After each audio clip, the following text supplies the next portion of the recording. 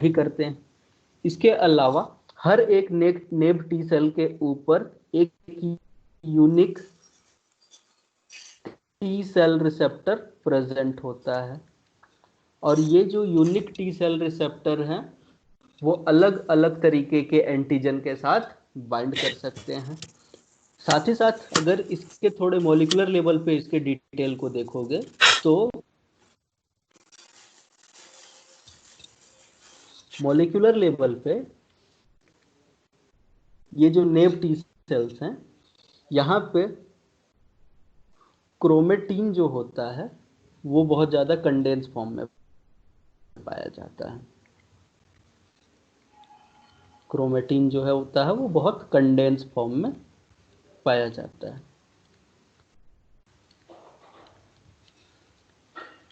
साथ ही साथ यहाँ पे साइटोप्लाज्म का अमाउंट भी बहुत कम होता है।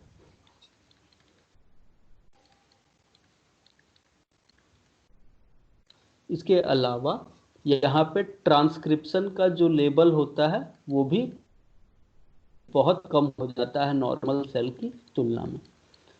तो कल के क्लास में हमने ये देख लिया था कि जैसे ही टी सेल्स के प्रोजिनेटर्स बनते हैं बोन मैरो में, वो बोन मैरो को छोड़ के चले आते हैं थाइमस में। थाइमस में वो कॉर्टिकोमेडुलरी जंक्शन से इंटर करते हैं। कॉर्टिकोमेडुलरी जंक्शन से इंटर करने के बाद वहां पे जो लीनिएज का डिटर्मिनेशन होता था कि जो हमारे डबल निगेटिव सेल इंटर करते थे डेल्टा नॉच सिग्नलिंग के कारण, वो टी सेल के फेथ फेथ उनमें आ जाता था। फिर उसमें बीटा चेन का रीअरेंजमेंट होता था। बीटा चेन के रीअरेंजमेंट होने के बाद बीटा चेन को प्री अल्फा चेन के साथ एक्सप्रेस करा दिया जाता था। फिर बीटा सिलेक्शन होता था। बीटा सिलेक्शन का मतलब ये है कि क्या बीटा चेन का अरेंजमेंट अच्छे से हो चुका है, तो प्री टीसीआर बन जाता था। उस प्री टीसीआर के बाद अल्फा चेन का रीअरेंजमेंट होता था। मैच्योर टीसीआर एक्सप्रेस हो जाता था। मैच्योर टीसीआर एक्सप्रेशन के बाद CD4 और CD8 का एक्सप्रेशन होता था, जिससे डबल पॉजिटिव सेल्स बनते थे। इन डबल पॉजिटिव सेल्स में पॉजिटिव सिलेक्शन होता था, नेगेटिव सिलेक्शन होता था, और लीनिएज का कमिटमेंट होने के बाद अब ये जो डबल पॉजिटिव सेल्स हैं उनके ऊपर या तो CD4 देखने को मिलता था या तो फिर CD8 देखने को मिलता था। ऐसे सेल्स कहलाते थे सिंगल पॉजिटिव सेल्स। और ये सिंगल पॉजिटिव सेल्स थाइमस से एग्जिट कर जाते हैं। ये सेल्स जो अभी सिंगल पॉजिटिव सेल्स बने हैं इन्हें कहा जाता है नेव टी सेल्स। ये नेव टी सेल्स के पास सेल्फ एमएचसी रेस्ट्रिक्शन देखने को मिलता है। सेल्फ एमएचसी रेस्ट्रिक्शन के बारे में हमको पता है कि जिस तरीके का जीनोटाइप थाइमस का होता है, उसी तरीके के एमएचसी के ऊपर एंटीजन को प्रेजेंट किया जाएगा, तभी जाके ये वाले टी सेल्स उस एमएचसी के साथ प्रेजेंटेड एंटीजन को रिकॉग्नाइज कर पाएंगे। इसे सेल्फ एमएचसी रेस्ट्रिक्शन कहा गया था। ये सेल्फ टॉलरेंट होते हैं, मीन्स ये अपनी बॉडी के अगेंस्ट कभी भी इम्यून रिस्पॉन्स जनरेट नहीं करते हैं। हर एक नेब टी सेल के ऊपर एक स्पेसिफिक टी सेल रिसेप्टर देखने को मिलता है जो अलग अलग तरीके के एंटीजन के साथ बाइंड कर सकता है। इसमें क्रोमेटीन का कंडेंसेशन हो चुका है, बहुत कम जीन ही एक्सप्रेस हो रहे होते हैं। साइटोप्लाज्म का अमाउंट भी बहुत कम हो जाता है। अब ये एक बार थाइमस से निकल गए तो ये लोग पहुंचते हैं सर्कुलेशन में। ब्लड सर्कुलेशन से होते हुए ये सेल्स पहुंचते हैं सेकेंडरी लिम्फोइड ऑर्गन्स में। अब सेकेंडरी लिम्फोइड ऑर्गन में ये लोग क्यों जाते हैं, तो इसको समझने के लिए यहां से समझो कि फॉर एग्जांपल ये कोई एक पैथोजन जिसे मैं एंटीजन के रूप में रिप्रेजेंट कर रहा हूं, वो बॉडी के अंदर इंटर कर जाएगा।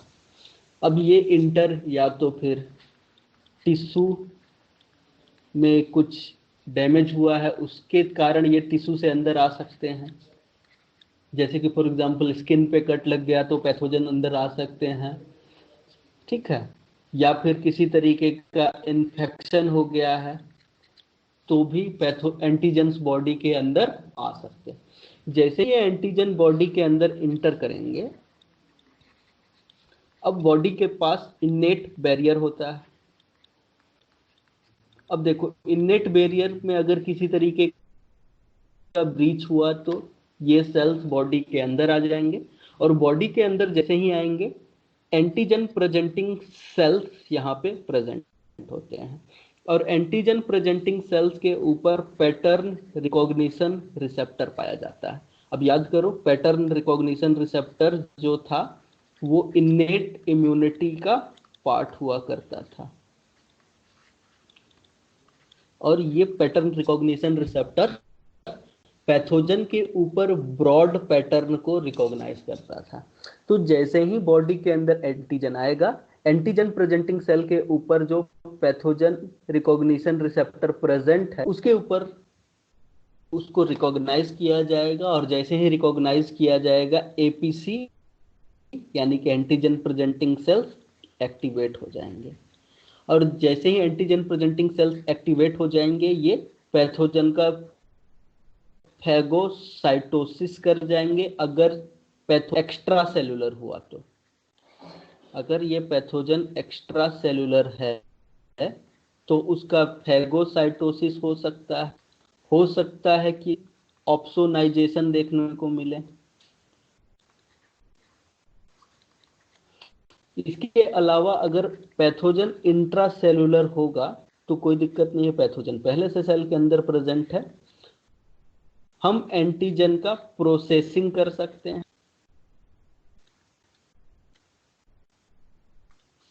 एंटीजन का प्रोसेसिंग करने के बाद हम एंटीजन को प्रेजेंट कर सकते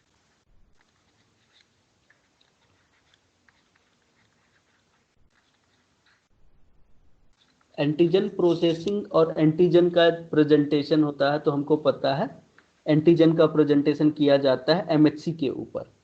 अगर इंट्रासेलुलर पैथोजन है तो उसे MHC1 के ऊपर प्रेजेंट किया जाता है, एक्स्ट्रा सेलुलर पैथोजन है तो उसे MHC2 के ऊपर प्रेजेंट किया जाता है। और ये जो सेल्स हैं एंटीजन प्रेजेंटिंग सेल्स, वो खुद सेकेंडरी लिम्फोइड ऑर्गन की तरफ माइग्रेट कर जाते हैं, और इस सेकेंडरी लिम्फोइड ऑर्गन में हमारे एंटीजन प्रेजेंटिंग सेल्स जिन्होंने अभी एंटीजन को प्रेजेंट किया है अपने मेम्ब्रेन के ऊपर, वो भी प्रेजेंट होते हैं। सर्कुलेशन के थ्रू जो नए बने हुए टी सेल्स, नेव टी सेल्स जिन्हें कहा जा रहा है, वो भी पहुंच जाते हैं सेकेंडरी लिम्फोइड ऑर्गन के अंदर। अब सेकेंडरी लिम्फोइड ऑर्गन के अंदर हर एक टी सेल क्या करता है, तो हर एक T cell search for antigen. अब एंटीजन के लिए हर एक टी सेल सर्च करेगा। जब टी सेल्स एंटीजन के लिए सर्च करेंगे तो दो केसेस देखने को मिल सकता है। पहला चीज तो ये हो सकता है कि यहाँ पे इस टी सेल को किसी भी तरीके का एंटीजन ना मिले, और जब इस टी सेल को किसी भी तरीके का एंटीजन नहीं मिलेगा तो किसी भी एंटीजन के साथ बाइंड नहीं करेगा।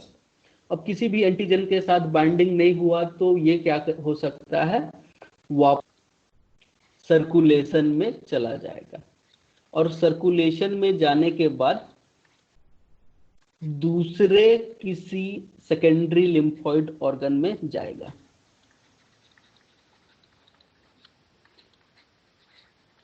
या फिर दूसरा केस ये हो सकता है कि ये एंटीजन के साथ बाइंड कर ले, तो बाइंडिंग किसके थ्रू होगी, टी सेल रिसेप्टर के साथ ही साथ होगी। जैसे ही एंटीजन के साथ ये बाइंडिंग होगा, यहाँ पे 3 सिग्नल्स की जरूरत पड़ेगी जिसके बारे में हम डिटेल से पढ़ेंगे आज। जैसे ही ये 3 सिग्नल्स मिल जाएंगे हमारे टी सेल्स को, यहाँ पे टी सेल प्रोलिफरेशन स्टार्ट हो जाएगा। प्रोलिफरेशन का मतलब होता है डिवीजन, और डिवीजन के बाद अपना कॉपी नंबर इंक्रीज करना। साथ ही साथ यहाँ पे क्या होगा, कि ये लोग डिवाइड करेंगे, अपना कॉपी नंबर बढ़ाएंगे और ये लोग इफेक्टर रिस्पॉन्स जनरेट कर सकते हैं। तो हमको आज जो चीज पढ़ना है वो यही है कि यहाँ पे जब एक बार एंटीजन के साथ हमारे नेब टी सेल्स बाइंड कर जाते हैं तो आगे क्या क्या प्रोसेस हमको देखने को मिलता है। तो चलो डिटेल में इन चीजों को समझने की कोशिश करते हैं। तो हमने क्या बोला कि जब भी नेब टी सेल को एंटीजन के साथ बाइंड करना है तो ये बाइंडिंग होगी टी सेल रिसेप्टर के द्वारा। अब ये बाइंडिंग कैसे होती है तो इसको थोड़ा सा समझना पड़ेगा हम लोग को। तो समझो फॉर एग्जांपल यहाँ पे this is the antigen presenting cell और उसका प्लाज्मा मेम्ब्रेन। यह है एंटीजन प्रेजेंटिंग सेल का प्लाज्मा मेम्ब्रेन। अब एंटीजन प्रेजेंटिंग सेल के प्लाज्मा मेम्ब्रेन पे क्या होता है, तो एंटीजन प्रेजेंटिंग सेल के प्लाज्मा मेम्ब्रेन के ऊपर एमएचसी मॉलिक्यूल के ऊपर एक पर्टिकुलर तरीके के एंटीजन को प्रेजेंट किया जा सकता है। तो जब ये चीज हो गई है तो यहाँ पे एंटीजन प्रेजेंटिंग सेल को रिकॉग्नाइज किया जाएगा किसी एक टी सेल के द्वारा। अब देखो ये CD4 टी सेल भी हो सकता है या फिर CD8 टी सेल भी हो सकता है, हम लोग अभी स्पेसिफिकली कोई बात नहीं कर रहे हैं। और ये MHC1 भी हो सकता है, MHC2 भी हो सकता है। दोनों तरीके के सेल्स में सेम तरीके के चीजें देखने को मिलेगी। तो टी सेल के ऊपर होता क्या है, तो हमको पता है टी सेल के ऊपर क्या देखने को मिलेगा, टी सेल का रिसेप्टर देखने को मिलेगा। और ये जो टी सेल का रिसेप्टर है वो क्या करेगा, एंटीजन के साथ जाके बाइंड कर जाएगा। दूसरी बात, इसके मेम्ब्रेन के ऊपर या तो CD4 होगा या तो CD8 होगा। वो जो CD4 या फिर CD8 है वो जाके MHC को रिकॉग्नाइज करेगा। तो इसको मैं CD4 या फिर CD8 दोनों में से कुछ भी बोल दे रहा हूँ। अगर ये CD4 होगा तो ये MHC2 को रिकॉग्नाइज करेगा, अगर ये CD8 है तो MHC1 को रिकॉग्नाइज करेगा। ठीक है, तो ये जो इंटरएक्शन है इट इज फर्स्ट सिग्नल कि टी सेल को क्या हो चुका है, उसका एंटीजन मिल चुका है। लेकिन ये बाइंडिंग जो है इतनी मजबूत नहीं होती है, उतनी ज्यादा एफिनिटी की नहीं होती है। तो कुछ और कर रहे हैं, दो बांट देते हैं इन चीजों को। फॉर एग्जाम्पल यहाँ पे हमने इसको बांट दिया। इधर हम बात कर रहे हैं टी सेल के ऊपर कौन से मॉलिक्यूल्स हैं और एंटीजन प्रेजेंटिंग सेल्स के ऊपर कौन से मॉलिक्यूल। तो टी सेल के ऊपर जो पहला मॉलिक्यूल बाइंडिंग कर रहा होता है वो खुद होता है TCR, टी सेल का रिसेप्टर, और उसके साथ CD4 या फिर 8। ये किसके साथ बाइंड करते हैं, तो ये बाइंड करते हैं MHC, और MHC के साथ एंटीजन प्रेजेंट है उससे। तो पहला बाइंडिंग। दूसरा बाइंडिंग होता है किसके किसके बीच में, C और LFA3 के बीच में। तीसरी बाइंडिंग होती है LFA1 और ICAM1 के बीच में, जिसके कारण बाइंडिंग की एफिनिटी इंक्रीज हो जाती है। क्या हो जाती है, एफिनिटी इंक्रीज हो जाती है। पहली बात तो यह होता है। एक और चीज देखने को मिलता है हमको स्पेशल यहाँ पे, देखो एक बार बाइंडिंग हो गई तो ये जो सिग्नल है it is the first signal. इसके अलावा टी सेल को एक्टिवेट होने के लिए एक और सिग्नल चाहिए होगा जिसे कहा जाता है सेकेंड सिग्नल। अब ये सेकेंड सिग्नल कहाँ से मिलेगा हम लोग को देखने के लिए, तो टी सेल्स के ऊपर प्रेजेंट होता है एक प्रोटीन जिसे कहा जाता है CD28। और ये जो CD28 होता है it is a dimeric protein. जल्दी से देख लेते हैं। फॉर एग्जाम्पल ये है हमारा एंटीजन प्रेजेंटिंग सेल और ये है तुम्हारा टी सेल। टी सेल के ऊपर टी सेल रिसेप्टर प्रेजेंट होता है, टी सेल रिसेप्टर के बगल में CD4 या CD8 देखने को मिलता है, वहीं पे एंटीजन प्रेजेंटिंग सेल में तो MHC होता है, MHC के ऊपर हम लोग एंटीजन को प्रेजेंट कर सकते हैं। ये टी सेल रिसेप्टर जो है वो जाके एंटीजन को रिकॉग्नाइज करेगा, तुम्हारा CD4 या CD8 जो भी है वो MHC को रिकॉग्नाइज। साथ ही साथ यहाँ पे हम लोग ये भी देखें कि यहाँ पे CD28 कॉम्प्लेक्स होता है।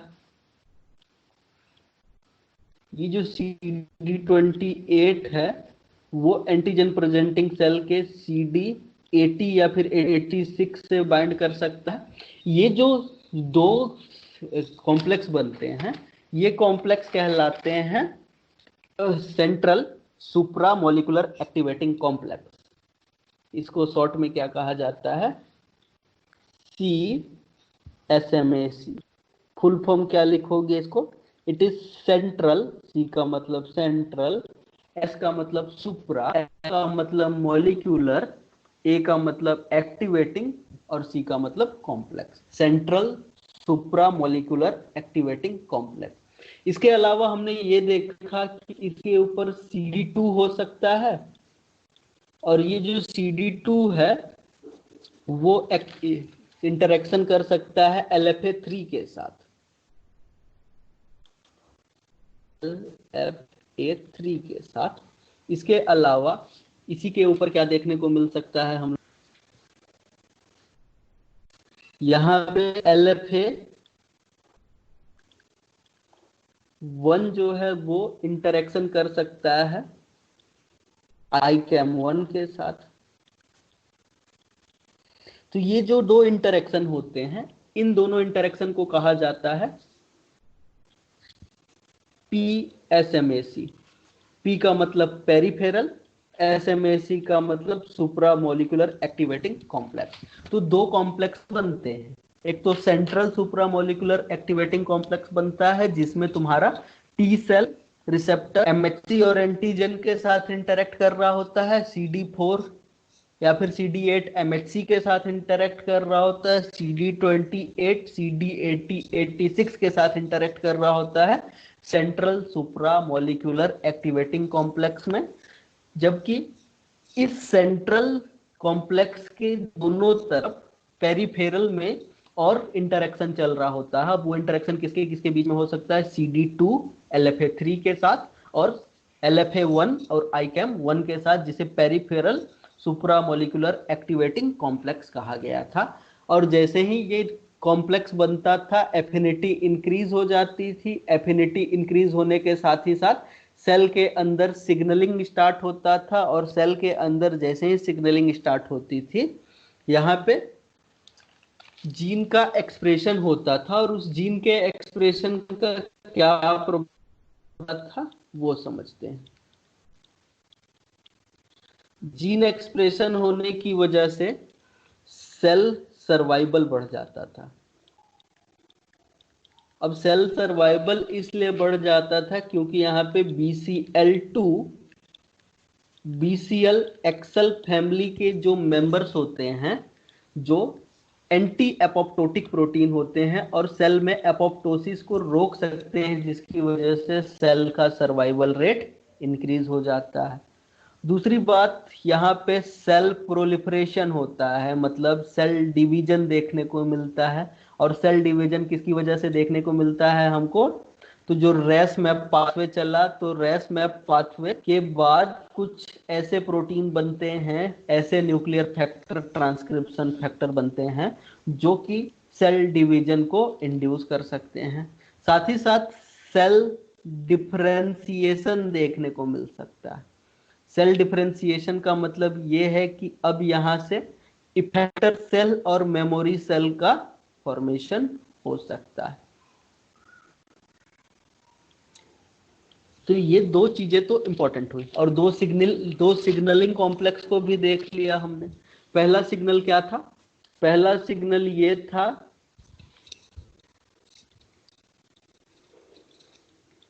कि यहाँ पे जो तुम्हारा टी सेल रिसेप्टर और CD4 या फिर 8 है, वो MHC और एंटीजन के कॉम्प्लेक्स के साथ बाइंड कर रहा होगा, सेंट्रल SMAC बना रहा होगा, मतलब सेंट्रल सुप्रामोलिकुलर एक्टिवेटिंग कॉम्प्लेक्स, इसके साथ ही साथ पेरिफेरल सुप्रामोलिकुलर एक्टिवेटिंग कॉम्प्लेक्स का फॉर्मेशन हो रहा होगा।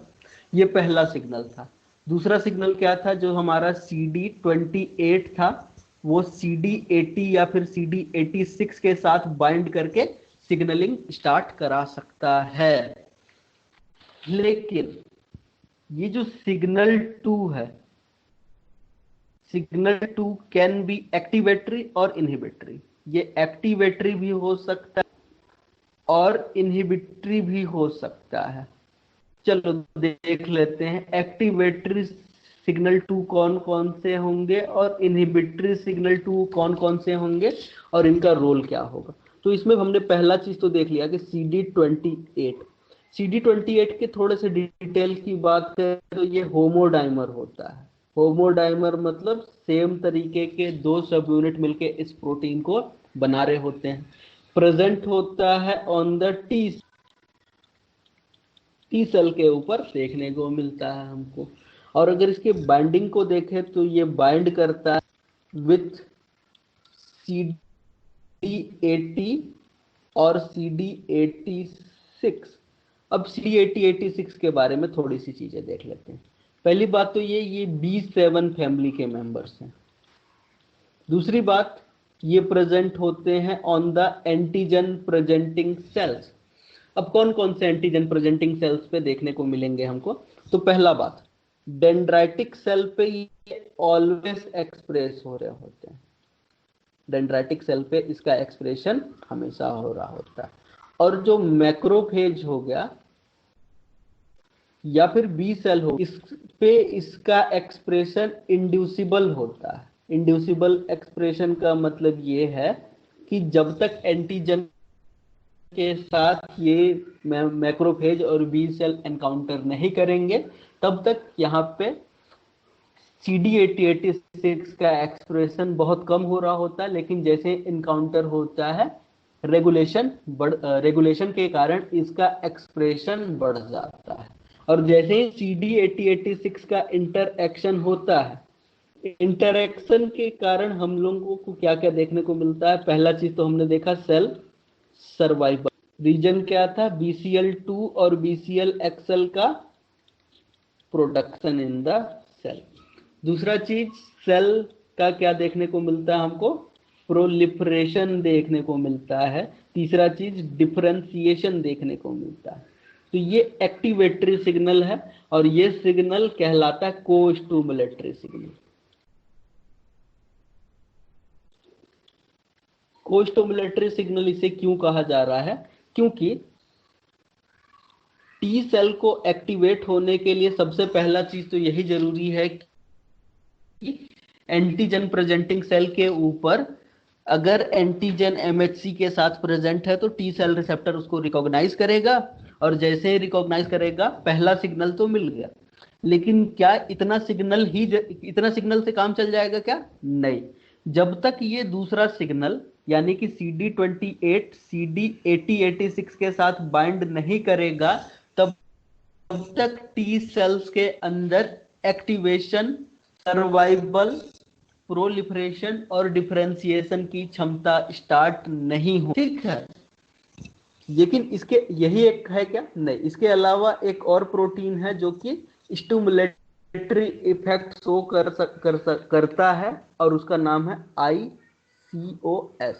फुल फॉर्म है इसका इंड्यूसिबल को स्टिमुलेटर। अब ये इंड्यूसिबल को स्टिमुलेटर किसके साथ बाइंड करता है? तो ये बाइंड करता है इंड्यूसिबल को स्टिमुलेटर के लिगेंड के साथ। ये प्रेजेंट होता है टी सेल, जबकि ये लिगेंड किसके ऊपर प्रेजेंट होता है? On the antigen presenting cell. ठीक है, लेकिन दिक्कत ये है कि कौन से टी सेल? तो ये एक्सप्रेस हो रहा होता है only in effector and memory T cell.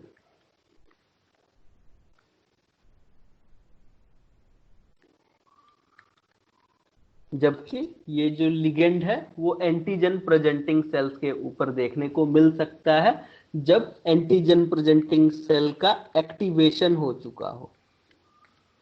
ठीक है, ये दो सिग्नल जो है, एक CD28 और दूसरा आईकॉस, ये को स्टिमुलेटरी इफेक्ट देते हैं। लेकिन इसके अलावा को इनहिबिटरी सिग्नल भी हो सकते हैं। अब को इनहिबिटरी सिग्नल कौन कौन से हो सकते हैं? तो यहाँ पे जो पहला को इनहिबिटरी सिग्नल तुमको देखने को मिलता है वो होता है CLTA4। जब CLTA4 की बात करो तो CLTA4 जो होता है ये प्रेजेंट होता है on activated T cells. Activated T cell के ऊपर प्रेजेंट होता है और बाइंड किसके साथ कर सकता है, ये चीज इंपॉर्टेंट है। It can bind with CD86 complex. अब थोड़ी देर पहले हमने देखा कि CD28 भी तो CD86 के साथ बाइंड कर रहा है। अब ये CLTA भी अगर इसी के साथ बाइंड करेगा तो दोनों के बीच में कंपटीशन देखने को मिलेगा। तो हाँ, बिल्कुल सच बात, यहाँ पे कंपटीशन देखने को मिलता है। और ये किसके साथ कॉम्पीट करता है? CD28 के साथ कम्पीट करता है। अब क्यों जरूरी है ये दोनों सिग्नल? तो देखो, CD28 is the stimulatory signal. अगर CD28 8086 के साथ बाइंड किया तो टी सेल्स जल्दी जल्दी डिवाइड करके डिफरेंशिएट होना स्टार्ट हो जाएंगे। लेकिन जो हमारा CLTA4 होता है, इट इज इनहिबिटरी सिग्नल। अगर इसका एक्सप्रेशन देखने को मिल रहा है तो अगर ये CD8086 के साथ बाइंड करेगा तो ये क्या कर सकता है? टी सेल्स के ओवर प्रोलिफरेशन और एक्टिवेशन को रोक सकता है। तो it can over proliferation and activation. अब इसका फायदा क्या है? अगर ये लोग ओवर प्रोलिफरेशन और एक्टिवेशन रोक सकते हैं तो इसका फायदा क्या है? तो देखो, हमको पता है कि बॉडी में जो इम्यून रिस्पॉन्स जनरेट होना चाहिए उसका एक लाइफ स्पैन होना चाहिए। जब तक इन्फेक्शन है तभी तक ये टी सेल्स अपना काम करेंगे, और जैसे ही इन्फेक्शन खत्म हो जाएगा इन टी सेल्स के जो फंक्शन है उसको क्या हो जाना चाहिए? रुक जाना चाहिए। तो होता यह है कि जैसे ही टी सेल्स एक्टिवेट हो जाते हैं, टी सेल्स जब रिस्पॉन्स जनरेट करने लग जाते हैं, रिस्पॉन्स जनरेट करने के बाद धीरे धीरे उसके ऊपर CD28 का एक्सप्रेशन कम होने लग जाता है, CLTA4 का एक्सप्रेशन बढ़ने लग जाता है। जैसे जैसे CLTA का एक्सप्रेशन बढ़ेगा वो CD8086 के साथ बाइंड करेगा और टी सेल्स के प्रोलिफरेशन और एक्टिवेशन को रोक देगा, ताकि यहाँ पे ऑटो इम्यूनिटी डेवलप ना हो जाए या फिर इन्फ्लामेटरी डिजीज देखने को ना मिल जाए। इस तरीके की चीजों को रोका जा सकता है। ये तो पहला कोइनहिबिटर सिग्नल हो गया। दूसरा कोइनहिबिटर सिग्नल है PD1। PD1 का फुल फॉर्म है प्रोग्राम सेल डेथ 1।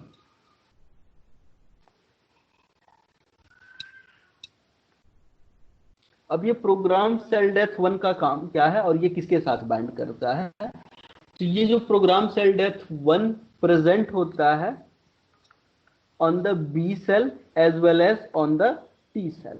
बी और टी सेल दोनों के ऊपर प्रेजेंट होता है और ये बाइंड करता है with the PD1 ligand. PD1 के लिगेंड के साथ बाइंड करता है। अब ये PD1 का लिगेंड कहाँ प्रेजेंट होता है? तो PD1 का लिगेंड प्रेजेंट होता है on the antigen presenting cell.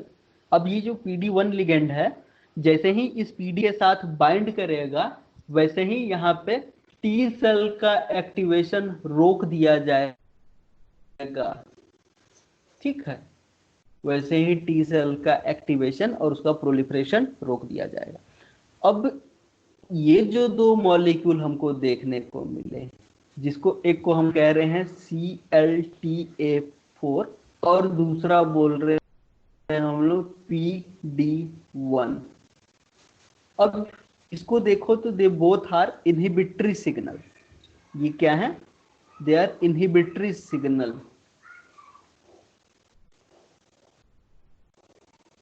अब कैंसर सेल्स इसका फायदा कैसे उठाते हैं? तो कैंसर सेल के अंदर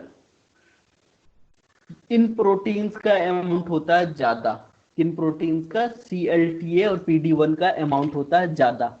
अब इसकी वजह से होता यह है कि कैंसर सेल के अगेंस्ट में टी सेल्स का रिस्पॉन्स जनरेट होना कम हो जाता है। तो अगर हमको कैंसर को ट्रीट करना है तो हम क्या कर सकते हैं? एंटी कैंसर मोनोक्लोनल एंटीबॉडी बना सकते हैं। और ये मोनोक्लोनल एंटीबॉडी जाके इस Clta4 के साथ PD1 के साथ बाइंड कर जाएगा और बाइंड करने के बाद इनहिबिटरी सिग्नल नहीं आएगा। अब इनहिबिटरी सिग्नल अगर एब्सेंट है तो एक्टिवेटरी सिग्नल प्रेजेंट होगा, और एक्टिवेटरी सिग्नल प्रेजेंट होने का मतलब ये है कि टी सेल एक्टिवेट हो सकते हैं, प्रोलिफरेट हो सकते हैं और इम्यून रिस्पॉन्स जनरेट कर सकते हैं। तो ऐसे मोनोक्लोनल एंटीबॉडीज मार्केट में प्रेजेंट है, और उसका एक एग्जांपल मैं दे रहा हूं,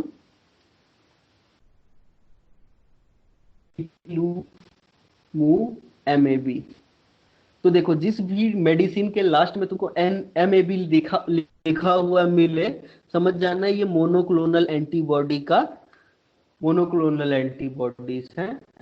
और इसका नाम हमने क्या रखा है? इपिलीमू मोनोक्लोनल एंटीबॉडी, जो कि Clta4 और PD1 के ऊपर जाके बाइंड कर जाता है, जिसके कारण इनहिबिटरी सिग्नल एब्सेंट हो जाता है, एक्टिवेटरी सिग्नल प्रेजेंट हो जाता है, और टी सेल्स एक्टिवेट होके अपना रिस्पॉन्स जनरेट कर सकते हैं। इसके अलावा एक और इनहिबिटरी सिग्नल होता है। नॉर्मल सेल्स में भी तो पाया जाता होगा।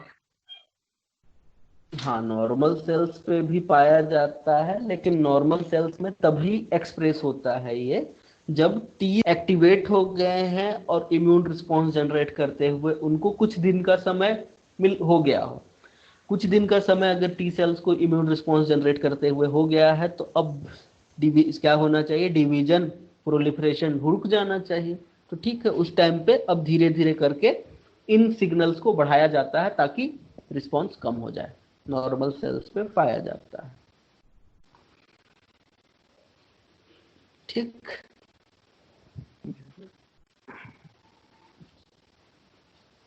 चले नेक्स्ट इनहिबिटरी सिग्नल को देखें। तो वो नेक्स्ट इनहिबिटरी सिग्नल है BTLA। फुल फॉर्म इसका है B and T lymphocyte attenuator.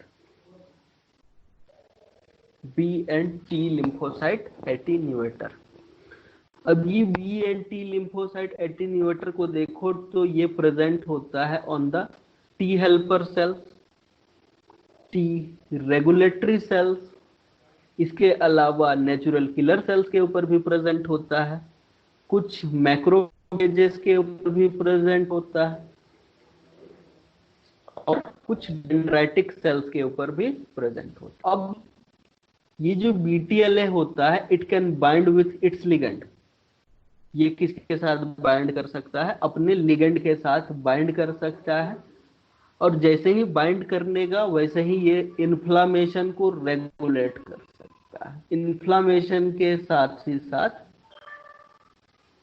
ये इम्यून रिस्पॉन्स को भी रेगुलेट कर सकता है। ठीक है, कि ये BTLA जो होता है वो अपने लिगेंड के साथ बाइंड करके इन्फ्लामेशन और ऑटो इम्यून रिस्पॉन्स रेगुलेट कर सकता है। अब देखो, अभी तक जो चीजें पढ़ लिए उसको थोड़ा सा देख लेते हैं। तो हमको पता चला सिग्नल 1 जरूरी है, और सिग्नल 2 जो है वो स्टूमुलेटरी भी हो सकता है और इनहिबिटरी भी हो सकता है। तो जो स्टूमुलेटरी वाले सेल्स होते हैं, they are also necessary for proliferation. अगर दूसरा वाला सिग्नल हमको ना मिले तो टी सेल्स में प्रोलिफरेशन नहीं देखने को मिलेगा। तो कैसे होता है, क्या होता है, ये सब चीजें समझते हैं। तो थोड़ी देर पहले हमने क्या देखा कि फॉर एग्जांपल ये था टी सेल, ये था antigen presenting cell, antigen presenting cell के ऊपर एमएचसी, एमएचसी के ऊपर एंटीजन का पेप्टाइड, वहीं पे तुम टी सेल के ऊपर टी सेल का रिसेप्टर, इसका को रिसेप्टर CD4 CD8, इसको हमने सेंट्रल सुप्रामोलिकुलर एक्टिवेटिंग कॉम्प्लेक्स में रख दिया था। इसके अलावा पेरिफेरल सुप्रामोलिकुलर एक्टिवेटिंग कॉम्प्लेक्स भी होता है, जिसमें CD2 LFA के साथ इंटरेक्ट कर रहा, LFA1 के साथ इंटरेक्ट कर रहा होता है, और LFA3 जो होता है वो ICAM के साथ इंटरेक्ट कर रहा होता है। यहीं पे हमने क्या देखा, ये था फर्स्ट सिग्नल। अब ये फर्स्ट सिग्नल मिल रहा है तो हम लोग वो सभी सिग्नलिंग चला सकते हैं जो अभी हमने थोड़ी देर पहले पढ़ी। लेकिन इसके अलावा हमने क्या देखा कि अगर इन सेल्स के ऊपर CD28 है, जब तक वो CD80 या फिर 86 के साथ बाइंड नहीं करेगा, सेकेंड सिग्नल प्रेजेंट नहीं होगा, तो इम्यून रिस्पॉन्स जनरेट नहीं किया जाएगा। अब जब सेकेंड सिग्नल है, प्रेजेंट है, तो यहाँ पे क्या देखने को मिलेगा, प्रोलिफरेशन देखने को मिलेगा। लेकिन अगर सेकेंड सिग्नल एब्सेंट तो क्या देखने को मिलेगा, तो यहाँ पे देखने को मिलेगा एनर्जी। अब एनर्जी किसे कहते हैं ये समझना पड़ेगा। अब एनर्जी का मतलब क्या है, एनर्जी का मतलब ये है कि अगर किसी एक टी सेल को फर्स्ट सिग्नल तो मिल गया, लेकिन सेकेंड सिग्नल अगर उसे नहीं मिला, फर्स्ट सिग्नल मिल जाने का मतलब उसको एमएचसी के ऊपर एंटीजेनिक पेप्टाइड तो मिल गया, लेकिन इसका जो CD28 है उसको ये सेकेंड सिग्नल नहीं मिला, तो अगले किसी एक सेल से अगर इसको सिग्नल मिल भी जाए तो ये रिस्पॉन्स नहीं करेगा। इसे कहा जाता है एनर्जी। तो इसका डेफिनेशन एक लाइन में क्या लिख सकते हैं, अनरिस्पॉन्सिवनेस, मतलब सीधा सीधा अगर लिख सकते हैं, when co-stimulatory signal is absent, when co-stimulatory signal is absent on non antigen presenting cell. देखो अभी हमने थोड़ी देर पहले क्या बोला था कि जो CD8086 है वो प्रेजेंट किसके ऊपर होता है, एंटीजन प्रेजेंटिंग सेल के ऊपर। तो जो नॉन एंटीजन प्रेजेंटिंग सेल्स होंगे उनके ऊपर कोस्टोमुलेटरी सिग्नल एब्सेंट होगा, और अगर उस टी सेल ने इस नॉन एंटीजन प्रेजेंटिंग सेल के ऊपर प्रेजेंट किए हुए एंटीजन को रिकॉग्नाइज कर लिया है, so it will become unresponsive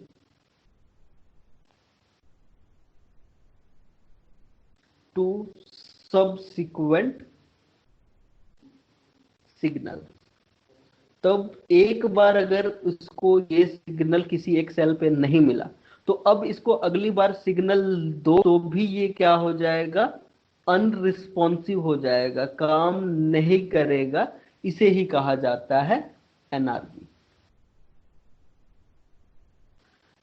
spelling लिख लेना, अगर गलत लिखे होगा तो सुधार लेना।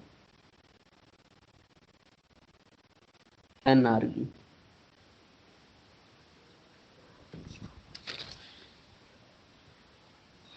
ठीक है, तो ये कहलाता है क्लोनल एनर्जी।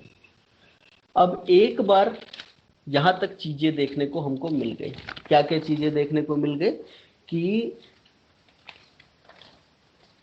सब कुछ सीक्वेंस के हिसाब से थोड़ा सा डिस्कस कर लेते हैं कि हुआ ये कि जैसे ही टी सेल का फॉर्मेशन हुआ बोन मैरो में, ये बोन मैरो से ब्लड सर्कुलेशन से होते हुए आते हैं थाइमस में। थाइमस में डबल नेगेटिव सेल से डबल पॉजिटिव सेल का फॉर्मेशन होता है। पॉजिटिव सिलेक्शन नेगेटिव सिलेक्शन के बाद सिंगल पॉजिटिव सेल्स बनते हैं, इन्हें कहा जाता है naive B cell, sorry naive T cell. ये naive T cell secondary lymphoid organ में आते हैं। अब सेकेंडरी लिम्फोइड ऑर्गन में ये जो नेव टी सेल है वो कहाँ जाते हैं, तो टी सेल रिच रीजन में जाते हैं। टी सेल रिच रीजन याद होगा तुमको, तो स्प्लीन के अंदर होता है पाल्स, जिसको पेरीएट्रियोलर लिम्फोइड शीथ कहा जाता है, वहां पे टी सेल रिच रीजन होता है। तो ये नेव टी सेल्स जाते हैं in the case of spleen PALS में। In the case of lymph node वो जाते हैं पैराकॉर्टेक्स वाले रीजन में। और चाहे वो पाल्स में हो चाहे पैराकॉर्टेक्स वाले रीजन पे हो, वहां पे एंटीजन प्रेजेंटिंग सेल्स हो सकते हैं। अब ये एंटीजन प्रेजेंटिंग सेल्स कहाँ से आए, तो जैसे ही तुम्हारे बॉडी का जो इननेट बैरियर है, फर्स्ट बैरियर जो है वो ब्रीच हुआ और पैथोजन बॉडी के अंदर आ गया, तो एंटीजन प्रेजेंटिंग सेल्स के ऊपर जो पैथोजन रिकॉग्निशन रिसेप्टर हैं वो उस पैथोजन के ब्रॉड पैटर्न को रिकॉग्नाइज करेंगे। ब्रॉड पैटर्न रिकॉग्नाइज करने के बाद वो एक्टिवेट हो जाएंगे, उसका फेगोसाइटोसिस होगा, उसका एंटीजन प्रोसेसिंग प्रेजेंटेशन होगा। जैसे ही इसका एंटीजन प्रोसेसिंग प्रेजेंटेशन होगा, ये वाले एंटीजन प्रेजेंटिंग सेल्स माइग्रेट करके आ जाएंगे सेकेंडरी लिम्फोइड ऑर्गन में। सेकेंडरी लिम्फोइड ऑर्गन में ये naive T cells antigen presenting cells के ऊपर एंटीजन को सर्च करेंगे। अगर उन्होंने एंटीजन को सर्च नहीं कर पाए तो वो उस सेकेंडरी लिम्फोइड ऑर्गन से निकल के किसी दूसरे सेकेंडरी लिम्फोइड ऑर्गन में सर्कुलेट हो जाएंगे और वो ऐसे ही बॉडी में घूमते रहेंगे। लेकिन अगर उन्होंने एंटीजन को रिकॉग्नाइज कर लिया, मतलब तुम्हारा T cell receptor MHC antigen complex के साथ बाइंड हो चुका है, CD4 या फिर CD8 एमएचसी के साथ बाइंड हो चुका है, मतलब पहला सिग्नल मिल गया। जैसे ही पहला सिग्नल मिला वहीं पे हमको देखना है दूसरा सिग्नल है कि नहीं है, मीन्स CD28 CD86 के साथ बाइंड हुआ कि नहीं बाइंड हुआ। ये दो सिग्नल को हमने सेंट्रल सुप्रा मॉलिक्यूलर एक्टिवेटिंग कॉम्प्लेक्स कहा है। उसके साथ साथ पेरिफेरल सुप्रामोलिकुलर एक्टिवेटिंग कॉम्प्लेक्स एफिनिटी को बढ़ा देंगे। एफिनिटी के बढ़ाने के बाद अंदर में सिग्नलिंग स्टार्ट होगी। सिग्नलिंग कैसे स्टार्ट होगी, तो जैसे ही उसके ऊपर एंटीजन बाइंड करेगा, अंदर में एक प्रोटीन जिसके ऊपर फॉस्फेट लगा हुआ था उसके फॉस्फेट को हटा दिया जाएगा CD45 के द्वारा। ये प्रोटीन का नाम होता है LCK। LCK जो होता है वो CD3 के ITAM के ऊपर फॉस्फोराइलेशन कर देगा। जैसे ही CD3 के ITAM के ऊपर फॉस्फोराइलेशन होगा, ZAP70 जाके उसके ऊपर बाइंड कर जाएगा। ZAP70 जो होता है वो SH2 फैमिली का मेंबर होता है। ये जाके प्लाज्मा मेम्ब्रेन के ऊपर प्रेजेंट LAT और उससे जुड़े हुए SLP76 का फॉस्फोराइलेशन कर देंगे। जैसे ही इसका फॉस्फोराइलेशन होगा, इसके ऊपर दूसरे सिग्नलिंग मॉलिक्यूल्स आके जुड़ सकते हैं। जैसे ही सिग्नलिंग मॉलिक्यूल जुड़ेंगे, जैसे कि पहला ग्रैब जुड़ गया तो Grb, SOS, Ras, Raf, MAP, ERK, ELK। उसके बाद AP1 एक्टिवेट होगा जो कि जाके जीन का रेगुलेशन करवा सकता है। इसके अलावा फॉस्फोलाइपेज C एक्टिवेट हो सकता है, वो फॉस्फोटिडिल इनोसिटॉल बिसफॉस्फेट को DAG और IP3 में तोड़ देगा। IP3 SER में जाएगा, कैल्शियम रिलीज होगा। कैल्शियम रिलीज होने के बाद वो कॉलमोड्यूलिन से बाइंड करेगा, कॉलमोड्यूलिन एक्टिवेट हो जाएगा, कॉलन्यूरिन एक्टिवेट होगा। कॉलन्यूरिन जैसे एक्टिवेट होगा, NF80 के ऊपर फॉस्फोराइलेशन होगा और वो NF80 जो है वो न्यूक्लियस में जाके जीन को एक्टिवेट करा सकता है। यही जो कैल्शियम रिलीज हुआ है वो जाके प्रोटीन काइनेज C के ऊपर बाइंड कर जाएगा और ये प्रोटीन काइनेज C जाके मेम्ब्रेन में DAG के ऊपर डॉक हो चुका होगा। जैसे ही प्रोटीन काइनेज C एक्टिवेट होगा, ये फॉस्फोराइलेशन करा सकता है inhibitor of kappa beta kinase का, जिसके कारण वो डिग्रेड हो जाएगा। वो जैसे ही डिग्रेड होगा NF कापा बीटा फ्री हो जाएगा और ये NF कापा बीटा न्यूक्लियस में जाके जीन को एक्टिवेट करा सकता है। जैसे ही ये दो सिग्नल मिले थे, वो दो सिग्नल मिलने के कारण हमारे सेल्स को सिग्नल मिल चुका है कि एक्टिवेट हो जाओ। सेल सर्वाइवल सिग्नल बढ़ जाएगा, मतलब यहाँ पे एंटी एपोप्टोटिक प्रोटीन्स का बनना स्टार्ट हो जाएगा, सेल डिवीजन स्टार्ट हो जाएगा, सेल डिफरेंशिएशन स्टार्ट हो जाएगा।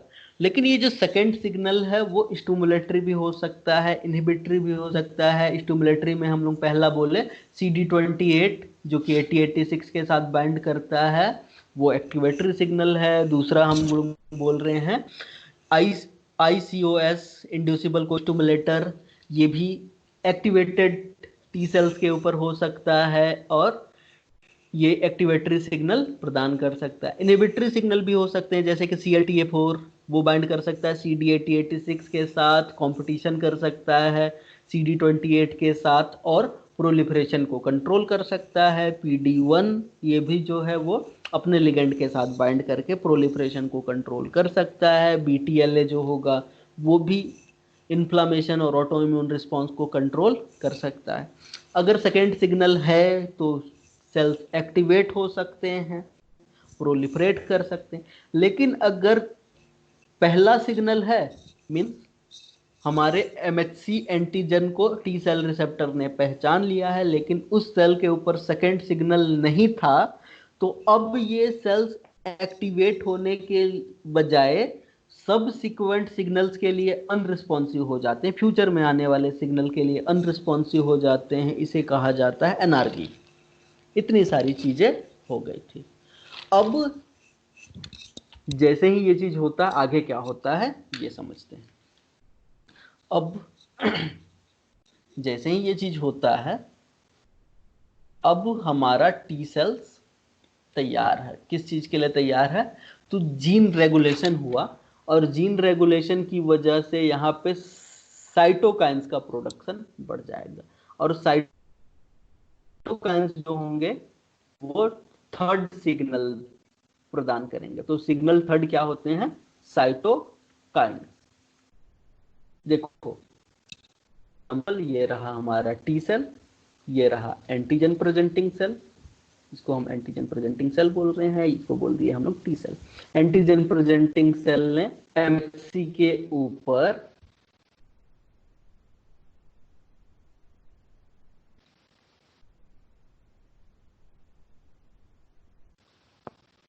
एंटीजन को प्रेजेंट कर दिया है, टी सेल रिसेप्टर इसको रिकॉग्नाइज किया, इसके साथ जो इसका को रिसेप्टर है उसने MHC को रिकॉग्नाइज किया, पहला सिग्नल टी सेल को मिल गया। तो ये सिग्नल हो गया फर्स्ट।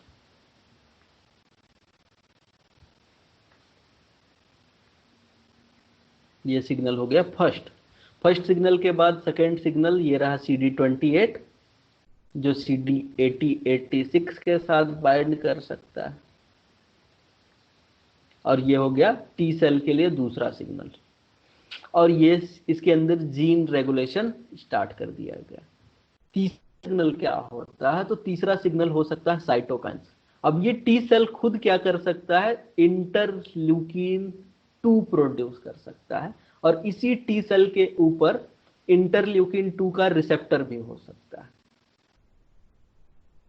मीन्स ये अपने खुद के लिए क्या कर रहा है? सिग्नल प्रोड्यूस कर रहा है। तो इस तरीके के सिग्नलिंग को क्या कहा जाता है? ऑटोक्राइन सिग्नलिंग कहा जाता है। तो ये अपने खुद के लिए इंटरल्यूकिन प्रोड्यूस करके ऑटोक्राइन सिग्नलिंग चालू करा सकते हैं। या फिर कभी कभी ये जो एंटीजन प्रेजेंटिंग सेल्स होते हैं वो खुद स्पेसिफिक तरीके के साइटोकाइन सिक्रीट करते हैं, जैसे फॉर एग्जांपल इंटरल्यूकिन 12, और ये जाके टी सेल के ऊपर प्रेजेंट इंटरल्यूकिन 12 के रिसेप्टर के ऊपर बाइंड कर सकते हैं और इन टी सेल्स का डिफरेंशिएशन करवा सकते हैं। तो ये सिग्नलिंग क्या कहलाएगा? पैराक्राइन सिग्नलिंग कहलाएगा। तो देख रहे हैं हम लोग के पास कि हम लोग के पास दो तरीके के साइटोकाइन सिक्रीट हो रहे हैं, एक तो ऑटोक्राइन और दूसरा पैराक्राइन। हम लोग इसमें से जो सबसे इंपॉर्टेंट वाला साइटोकाइन है इंटरल्यूकिन 2, इसको देख लेते हैं। इंटरल्यूकिन 2 जो है वो क्या है? देखो, जैसे ही TCR मतलब सीधा सीधा बोल देते हैं, if signal 1 and signal 2 present, उस केस में टी सेल्स के अंदर इंटरल्यूकिन 2 के जीन का अप रेगुलेशन हो जाएगा। अप रेगुलेशन का मतलब इसके जीन का ट्रांसक्रिप्शन इंक्रीज हो जाएगा। इंटरल्यूकिन 2 का जो एमआरएनए है उसकी स्टेबिलिटी बढ़ जाएगी, और स्टेबिलिटी बढ़ने के कारण इन सेल्स में इंटरल्यूकिन 2 का प्रोडक्शन बढ़ जाएगा, और इस इंटरल्यूकिन 2 को क्या कर दिया जाएगा, सिक्रीट कर दिया जाएगा। ये इंटरल्यूकिन 2 जाके इंटरल्यूकिन 2 के रिसेप्टर से बाइंड कर जाएगा, और जैसे ही इंटरल्यूकिन 2 के रिसेप्टर से बाइंड करेगा टी सेल को तीसरा सिग्नल मिल जाएगा, और जैसे ही तीसरा सिग्नल मिलेगा टी सेल प्रोलिफरेट करने लग जाएंगे। तो जब तक 3 सिग्नल नहीं मिल जाते हैं प्रोलिफरेशन नहीं होता है। तो 3 सिग्नल जरूरी हैं टी सेल के प्रोलिफरेशन के लिए। तो इंटरल्यूकिन 2 जो कि खुद ऑटोक्राइन फैक्टर है, वो टी सेल्स के प्रोलिफरेशन के लिए जरूरी है। इसके अलावा कुछ और साइटोकाइंस सिक्रीट होते हैं, और उन साइटोकाइंस को कहा जाता है पोलराइजिंग साइटोकाइंस। अब इन्हें पोलराइजिंग साइटोकाइंस क्यों कहा जा रहा है? तो पोलराइजिंग साइटोकाइन पहली बात तो प्रोड्यूस होते हैं by antigen presenting cell. Antigen presenting cell के द्वारा, टी सेल के द्वारा, या फिर इन्नेट लिम्फोइड सेल्स के द्वारा प्रोड्यूस किए जा सकते हैं। और उसका काम क्या होता है? तो ये जो पोलराइज साइटोकाइंस होते हैं, दे डिटरमाइन कि कौन से तरीके के इफेक्टर सेल्स का फॉर्मेशन होगा। They determine what type of effector will produce.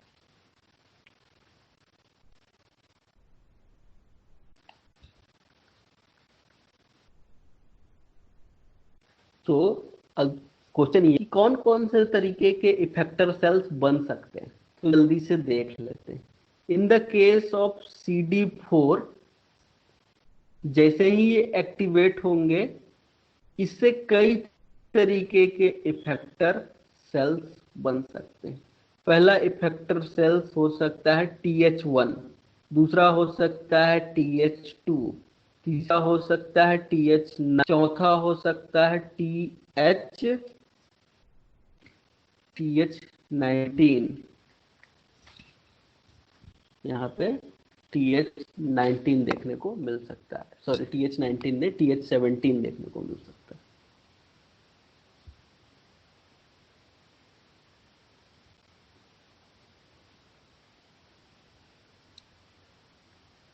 इसके अलावा टी फॉलिकुलर हेल्पर सेल्स बन सकते, टी रेगुलेटरी सेल्स बन सकते हैं, टी हेल्पर 22 सेल्स का फॉर्मेशन हो सकता है। इतने तरीके के इफेक्टर सेल्स बन सकते हैं।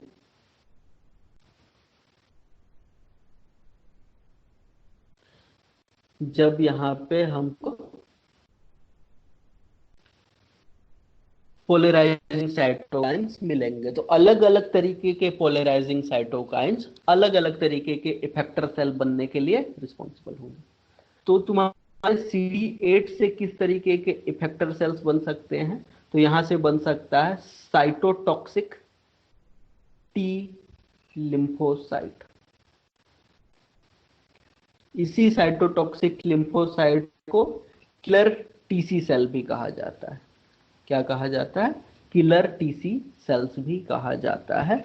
इसे ही CTL सेल्स कहा जाएगा, इसे ही किलर साइटोटॉक्सिक सेल्स कहा जाएगा। फुल फॉर्म देखोगे इसका तो क्या निकल के आता है? साइटोटॉक्सिक टी लिम्फोसाइट निकल के आता है।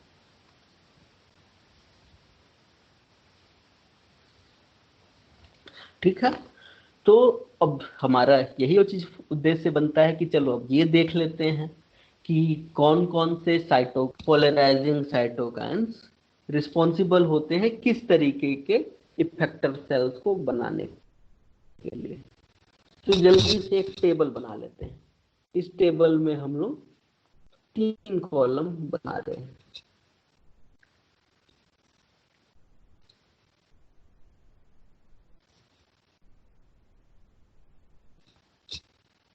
फर्स्ट कॉलम, सेकेंड कॉलम और ये थर्ड कॉलम। जो पहला कॉलम है उसमें हम लिख रहे हैं इफेक्टर सेल। दूसरे में लिख रहे हैं हम लोग पोलराइजिंग साइटोकाइंस। और तीसरे में लिख रहे हैं हम लोग मास्टर जीन रेगुलेटर। अब ये मास्टर जीन रेगुलेटर क्या है? तो जैसे ही ये वाले साइटोकाइंस, जिसको हम पोलराइजिंग साइटोकाइंस कह रहे हैं, ये जाके बाइंड करेगा रिसेप्टर के ऊपर।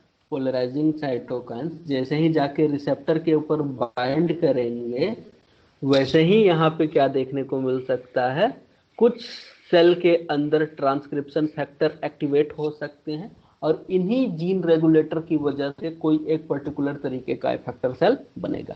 चलो, इसमें जो पहला इफेक्टर सेल हम लिख रहे हैं वो है टी हेल्पर 1 सेल।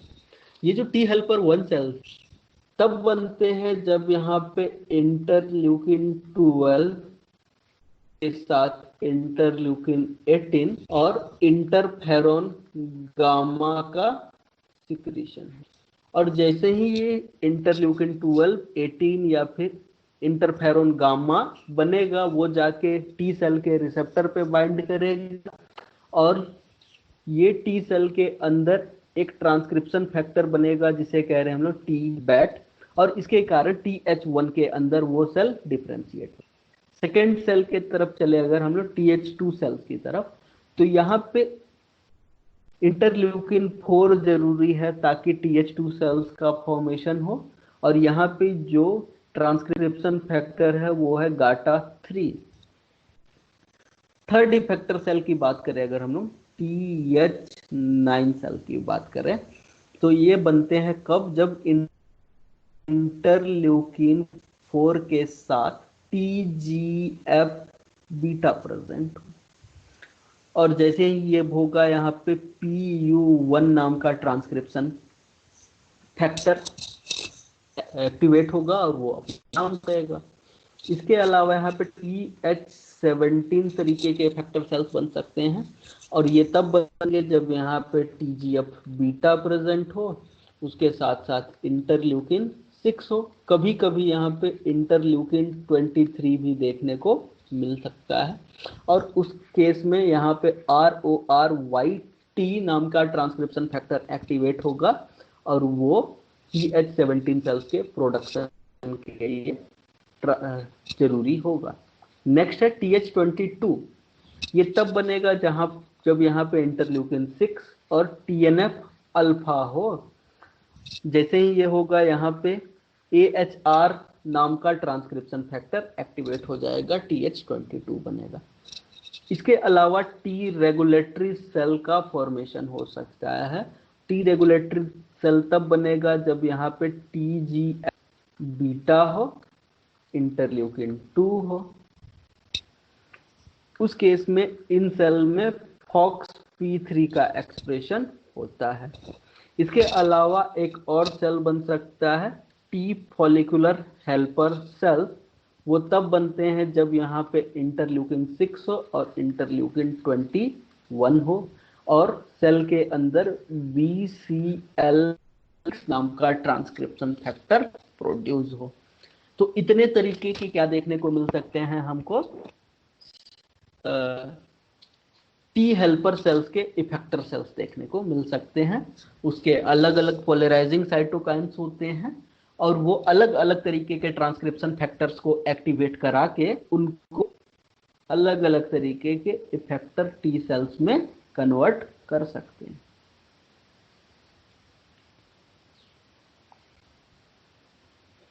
तो ये हो गया हम लोग के अलग अलग effector T cells, T helper sales, इतने सारे। तो यहीं पे हम लोग इनका काम भी देख लेते हैं कि ये काम क्या क्या करते हैं। सबसे पहले हम बात कर रहे हैं टी हेल्पर 1 सेल्स की। जो टी हेल्पर 1 सेल्स होते हैं ये तब प्रोड्यूस होते हैं जब बॉडी के अंदर कोई एक इंट्रासेल्युलर पैथोजन का इन्फेक्शन हो गया। अब इंट्रासेल्युलर पैथोजन जैसे कि कोई एक वायरस हो सकता है या फिर कोई एक बैक्टीरिया हो सकता है। किसी एक इंट्रासेल्युलर बैक्टीरिया या फिर वायरस के कारण यहाँ पे जो हमारे एंटीजन प्रेजेंटिंग सेल्स हैं वो वैसे साइटोकाइंस, पोलराइजिंग साइटोकाइन सिक्रीट करेंगे जिनके कारण टी हेल्पर 1 सेल का फॉर्मेशन होगा। और ये टी हेल्पर 1 सेल्स जो होंगे वो क्या कर सकते हैं, वो साइटोकाइंस सिक्रीट कर सकते हैं। ये खुद साइटोकाइन सिक्रीट करेंगे और ये साइटोकाइन मैक्रोफेज के ऊपर जाके काम कर सकता है, साथ ही साथ CD8 टी सेल्स जो होते हैं उनके ऊपर जाके काम कर सकता है। और ये साइटोकाइन जैसे ही मैक्रोफेज या फिर CD8 टी सेल्स के ऊपर बाइंड करेगा वैसे किलर सेल्स का फॉर्मेशन होगा। और ये किलर सेल्स क्या कर देंगे, दे किल द टारगेट सेल। यहाँ पे टारगेट सेल कौन है, वो सेल जिसको इन्फेक्शन हुआ। तो हमेशा याद रखना TH1 सेल्स इन्वॉल्व होते हैं intracellular pathogen, TH1 sales involve होते हैं उन टी साइटोटॉक्सिक सेल्स के प्रोडक्शन के लिए और उन मैक्रोफेज के एक्टिवेशन के लिए जो टारगेट सेल की किलिंग और उसका फेगोसाइटोसिस करेंगे। ठीक है। इसके अलावा नेक्स्ट अगर हम बात करें TH2 सेल्स के बारे में। अब TH2 सेल्स की अगर बात करो तो TH2 सेल्स जब किसी एक वर्म का इन्फेक्शन हो गया, जैसे ही वर्म बॉडी के अंदर आएगा वो वाले पोलराइजिंग साइटोकाइंस बनेंगे जो TH2 बनाएंगे और TH2 भी क्या करेगा, साइटोकाइन सिक्रीट करेगा और ये साइटोकाइन बी सेल्स को एक्टिवेट करेंगे। और जैसे ही बी सेल एक्टिवेट होंगे ये IgE का एक्सप्रेशन स्टार्ट करेंगे और ये IgE जाके बाइंड करेगा ऑन द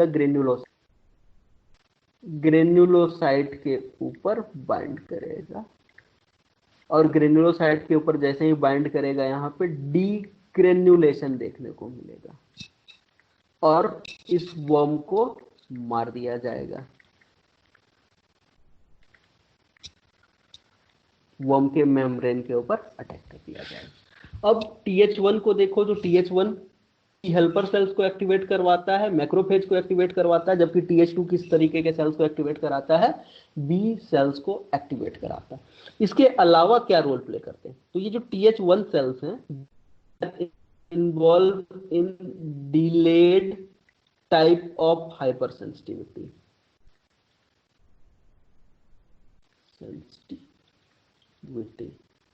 मीन्स ये यहाँ पे जब टी हेल्पर सेल्स उस तरीके के CD8 सेल्स को एक्टिवेट करवा दे जो एक्टिवेट रहे बॉडी में और delayed type of hyper sensitivity में अपना रोल प्ले कर सके। इसके अलावा ऑटो इम्यूनिटी इंड्यूस कर सकते हैं ये लोग।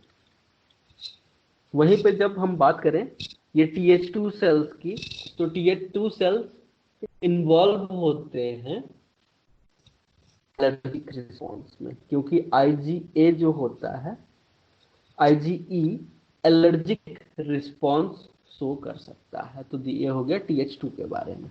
अब नेक्स्ट साइटोकाइन को समझते हैं। TH2 के बाद जो नेक्स्ट साइटोकाइन समझने जा रहे हैं वो है TH9। ये जो TH9 है उसका काम क्या है, तो फॉर एग्जांपल कोई एक म्यूकोसल पैथोजन है। म्यूकोसल पैथोजन मतलब जो म्यूकोसा लेयर में इन्फेक्शन हुआ है, या फिर कोई एक वर्म बॉडी में आ गया है, उस केस में ये इंटरल्यूकिन 9 सीक्रेट करेगा। इसीलिए इसका नाम क्या है, TH9 है, क्योंकि ये इंटरल्यूकिन 9 को सीक्रेट करेगा। और काम किसके जैसे करेगा, लाइक TH2 के जैसे ही जाके बी सेल्स को एक्टिवेट करवा देगा, और बी सेल्स को एक्टिवेट करवा के IgE का प्रोडक्शन करवाएगा, जिसके कारण डीग्रेनुलेशन होगा और इस वर्म को मारा जा सकता है। उसके बाद नेक्स्ट अगर देखें हम लोग, तो नेक्स्ट तरीके का टी हेल्पर सेल हो सकता है, वो हो सकता है टी हेल्पर 17। अब ये जो टी हेल्पर 17 है, इसका नाम ही टी हेल्पर 17 इसलिए रखा गया है क्योंकि ये इंटरल्यूकिन 17 सीक्रेट करता है, और इट रिस्पॉन्ड अगेंस्ट एक्स्ट्रा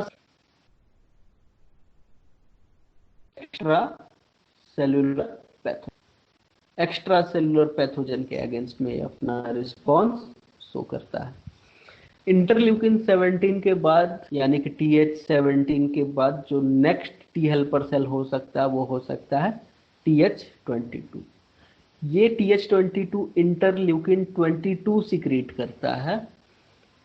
इसके अलावा इंटरल्यूकिन 13 भी सीक्रेट कर सकता है, और ये एक्स्ट्रा सेलुलर पैथोजन के अगेंस्ट में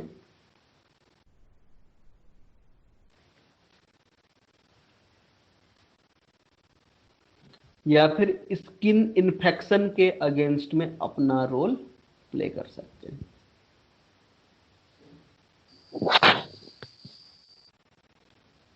इसके बाद टी हेल्पर 22 के बाद जो नेक्स्ट तरीके के टी सेल्स हो सकते हैं, they R T follicular helper cells. T follicular helper sales का अगर काम देखो तो ये बाकी दूसरे तरीके के सेल से अलग है। ये प्रेजेंट होता है फॉलिकल्स में, ये फॉलिकल्स में, और फॉलिकल्स के अंदर बी सेल्स को एक्टिवेट कराता है। ये T follicular helper cells B cells को फॉलिकल में हेल्प कराता है ताकि वो लोग एक्टिवेट हो सके। इसके अलावा जो नेक्स्ट तरीके का टी सेल्स हो सकता है, वो हो सकता है टी रेगुलेटरी सेल्स। अब ये टी रेगुलेटरी सेल्स क्या करते हैं, तो टी रेगुलेटरी सेल्स अपना रोल प्ले करते हैं इन द टॉलरेंस। टॉलरेंस का मतलब क्या है कि बॉडी अपने खुद के अगेंस्ट इम्यून रिस्पॉन्स ना जनरेट करे। साथ ही साथ इसके अलावा ये कुछ टी सेल्स का डेथ भी करवा सकता है। ये क्या करवा सकता है, कुछ टी सेल्स का डेथ भी करवा सकता है ताकि बॉडी में टॉलरेंस मेंटेन रहे। तो इतने तरीके के टी हेल्पर सेल्स हो सकते हैं। अब क्वेश्चन आता है कि क्या एक बार अगर कोई टी हेल्पर सेल्स बन गया तो वो हमेशा उसी फॉर्म में रहेगा क्या, तो आंसर है नहीं। हेल्पर टी सेल्स जो होते हैं कैन चेंज देयर फेट। ये अपना फेट चेंज कर सकते हैं।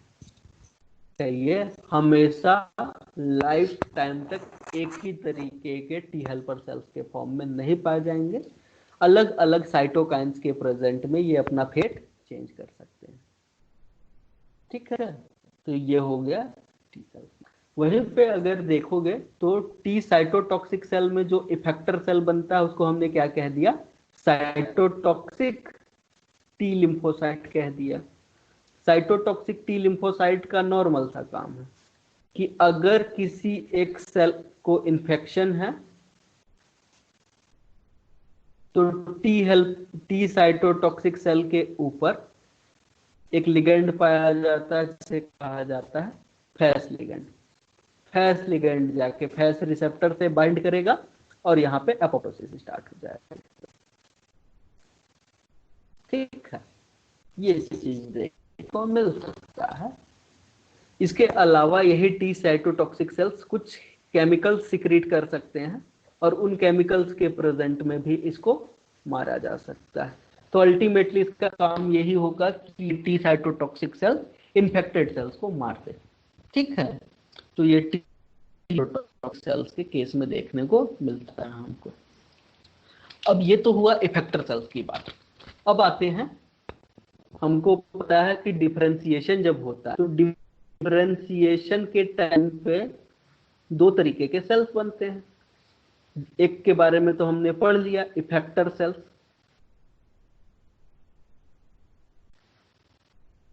दूसरे तरीके के जो सेल्स बनते हैं वो कहलाते हैं मेमोरी सेल्स।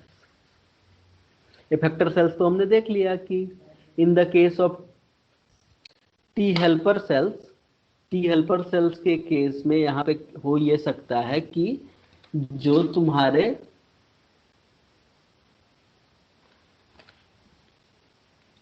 अलग अलग तरीके के टी हेल्पर सेल्स देखने को मिल सकते हैं हम लोग को, और वो अलग अलग तरीके के टी हेल्पर सेल्स काम क्या करेंगे, वो अलग अलग तरीके का काम कर सकते हैं। इसके बाद हम समझते हैं नेक्स्ट चीजें कि मेमोरी सेल्स कैसे बनते हैं और मेमोरी सेल्स किस किस प्रकार के होते हैं। तो next topic is memory cell. तो मेमोरी सेल कैसे बनते हैं, तो ये रहा, अगर किसी एक इंडिविजुअल को प्राइमरी इन्फेक्शन हुआ, प्राइमरी इन्फेक्शन का मतलब उसको अगर फर्स्ट टाइम पे इन्फेक्शन हुआ, तो वहां पे जब इम्यून रिस्पॉन्स जनरेट होगा, तो इम्यून रिस्पॉन्स जनरेट होने के बाद बॉडी में अपने आप वो टी सेल्स जो इम्यून रिस्पॉन्स के दौरान काम कर रहे थे, उनमें से कुछ सेल्स को बचा के रख लिया और वो सेल्स मेमोरी सेल्स की तरीके से काम करेंगे। और अगर अगली बार सेकेंडरी इन्फेक्शन हुआ तो ये मेमोरी सेल डायरेक्टली क्या कर सकते हैं, रिस्पॉन्स दे सकते हैं, और रैपिड रिस्पॉन्स देने के कारण उस इन्फेक्शन को ज्यादा तेजी से टैकल किया जा सकता। अब अगर देखो कि कितने तरीके के मेमोरी सेल्स होते हैं, तो 4 तरीके के मेमोरी सेल्स होते हैं। उसमें पहला मेमोरी सेल हम पढ़े हैं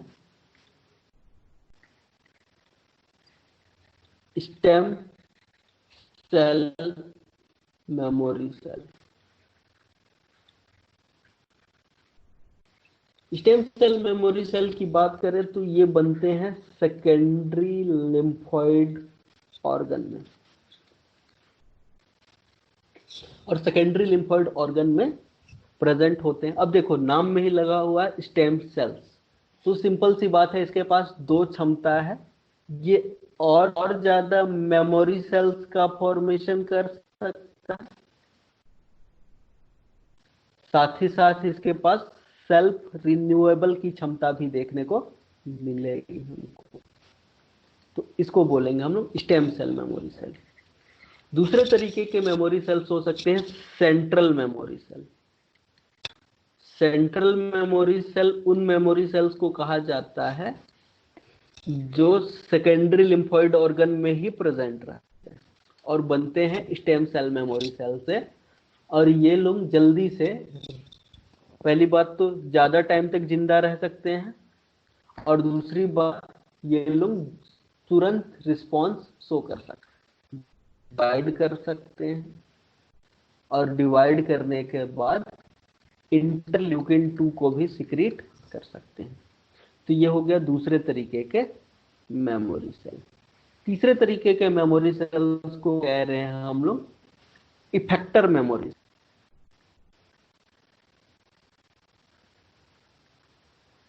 जो इफेक्टर मेमोरी सेल्स होते हैं, they are present in peripheral tissue, और पेरिफेरल टिश्यू में देखो इसको, तो ये इंटरल्यूकिन को कम सिक्रीट करते हैं, लेकिन इफेक्टर साइटोकाइंस ज्यादा सिक्रीट करते हैं। अब ये इफेक्टर साइटोकाइंस वो साइटोकाइंस होते हैं जो कि इफेक्टर रिस्पॉन्स शो करेगा, और ये जल्दी जल्दी रिस्पॉन्स शो कर सकते हैं सेकेंडरी इन्फेक्शन के। अब यहाँ पे मैं बार बार बोल रहा हूँ response response response. Secondary infection तो समझ में आ रहा होगा कि सेकेंडरी इन्फेक्शन का मतलब है कि सेम पैथोजन बॉडी के अंदर फिर से आया।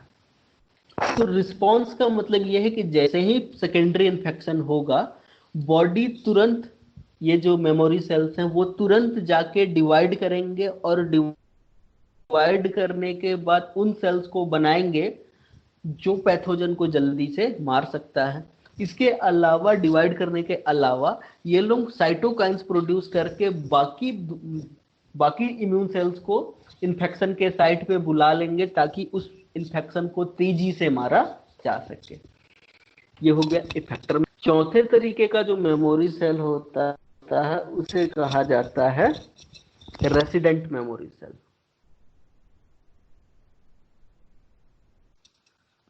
अब ये जो रेसिडेंट मेमोरी सेल्स होते हैं ये भी पेरिफेरल टिश्यू में पाए जाते हैं, और पेरिफेरल टिश्यू में सेम काम, रैपिड रिस्पॉन्स